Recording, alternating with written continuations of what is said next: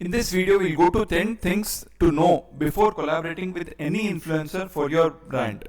These are the most important things we have learned through years of experience working with multiple collaborations. More than that, also seen bad collaborations happen that has ruined the brand reputation. So we understand what it takes to actually collaborate with an influencer, and let's get started. 10 points. Number 1, always collaborate with a rising star and not the best star at that time. Brands who have a long balance sheet and everything, they can collaborate with Virat Kohli. But brands who are upcoming, who are challenger brands, they will collaborate with Shubman Gill, for example, because he is considered to be the rising star for the cricketing ground or sportsman in India, and helps always collaborate with a rising star because they are yet to hit the peak. And as they rise, your brand will also improve and brand will also grow. So the mutual growth is there. But if you collaborate with an influencer who is at the peak of his career, the only way forward is down. So don't collaborate with a best star, collaborate with a rising star, especially for challenger brands. Number 2, look for areas to collaborate beyond just a post. For example, just a post or just giving them an exclusive discount code. Look for areas more than that. For example, can you whitelist the ad? Can you do audience sharing through ad accounts while followers of the influencer is shared with your ad account? Can you do that? Look for areas beyond just posting or transactional value. Can you improve and connect it better to get the maximum benefit out of it? Next, in terms of provide them more freedom and free hand, avoid restricting too much. We always have a way that brands try to collaborate very well with the influencer, but they restrict too much in terms of when it goes to content and everything. What happens is they try to judge their brand identity through collaborators, through influencers lens, and hence influencer, since he does not have a whole context of the brand itself, they end up giving a creative or a post which is not up to the mark for the brand. But if you actually want to traverse the path which is not traversed by many and reach milestones which many brands dream of, you'll have to give full freedom and free hand to the influencer.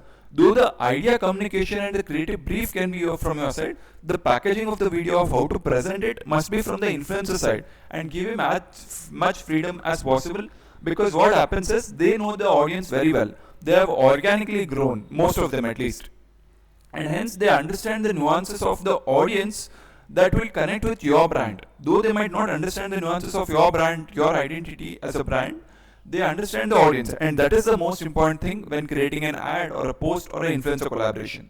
Provide them more free hand.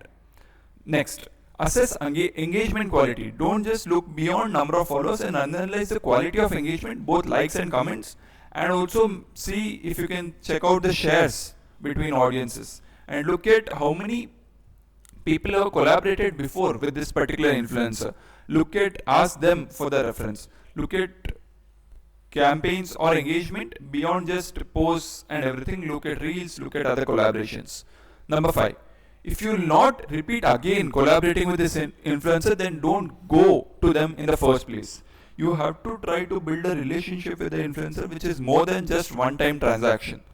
If you want to grow long term, you will have to think multiple transactions and multiple long months of posting. If you think that this influencer is one and done, then don't even collaborate with that influencer. Number 6, ask them who they admire in their space. Reach out and collaborate with them. Like, you can collaborate with the particular influencer right now and also ask them of who they admire in their space, and then reach out and collaborate with the other influencer also. While you also collaborate with the first influencer, you can reach out to second influencer also, because they will have different audience set, different communication and everything, which will reach a different customer set. So ask them about that also, so that you can have the network effect in your community for your brand. Next, define your metrics before collaboration. Define the targets actually written down in a document or in an Excel sheet with specific numbers you want to achieve with this influencer. If you want it's more of awareness type, then go ahead and even mention impressions, reach you are looking at, or number of visits on the website. Even if it's not sale, at least look at metrics which are related to awareness. Define them particularly before the collaboration, because you know how to judge the influencer. It should not be that after you collaborate with the influencer, you understand that you have wasted the opportunity and were not able to capture on the intent of the audiences which influencer generated. Next, create an agreement and mention both inclusions and exclusions. Don't leave anything for verbal communication. Think also of not just inclusions of what is included in the agreement, mention what is excluded in the agreement so that it is very clear from the start. Write down each and everything, be it the most basic thing also. Think of also non-compete clause, because influencers these days compete with the same person again and again. For example, they might collaborate with one skincare brand today, and next week they collaborate with another skincare brand. These type of people are smart, and audiences of these influencers are mostly bots then, because a good influencer will never collaborate in such a short span of time. So try to define the non-compete clause, though it is not very stringent as with other celebrities and TV actors, but it can be non-compete in terms of at least a span of time they don't agree to collaborate with any other brand in this particular product. They can collaborate with other products, that's not a problem, but at least in this particular product they do not collaborate, so that you can build brand reputation. Otherwise they see that okay, one brand here and one brand there, it does not build any reputation for both influencer and the brand. Next, one influencer who loves the product and wants a paid collaboration is always better than 10 influencers who agree for a free collaboration, because the influencer who love the product will put in more taste and more effort to get the deal done, even if it is meaning a paid collaboration. They'll go to the extra level more than the 10 influencers who have agreed for a free collaboration. Nothing comes free. If it's free, then it's not evident. The value is not evident, and you'll see it. Even if you're paying the influencer, you will have much richer experience and brand growth. Next, ask them details about the previous collaborations with other brands, maybe in the same niche, maybe in other niches, or maybe in the same AOV category. But ask them about the details, how the performance went. Reach out to the customers or reach out to the concerned person in the other brands category and ask them how well the collaborations with the influencer was, so that you have a reference check, just like you do when hiring. You're also hiring an influencer only here also. Next, remember, time kills all deals. The longer you extend time with an influencer to get the deal done, it will kill the deal, it will raise questions, it will raise skepticism on both ends, not just from influencer end but even from the brand end.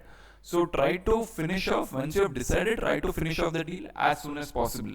Don't leave it just for the sake of just extension and some small variations required. Time kills all deals. Next, go with influencer who don't change position in terms of people are collaborating or value, like the audience who is following them is a genuine audience who follows them. They don't change their position in terms of today they talk about sustainability and tomorrow they talk about building in capitalism and like crony capitalism, I would say, because both are very opposite ends of spectrum. They need not change, they should not be changing their positioning just because a brand is there or just because audience is changing. Yes, they can redefine and rediscover themselves, but the core messaging and core positioning of the influencer must not change. If it's changing quite frequently, it's best to avoid those kind of influencers, because the other aspects of the influencer might not be right as well, suitable for brand growth. Not right in terms of character, but suitable for brand growth. Hopefully this was helpful. Thank you for watching.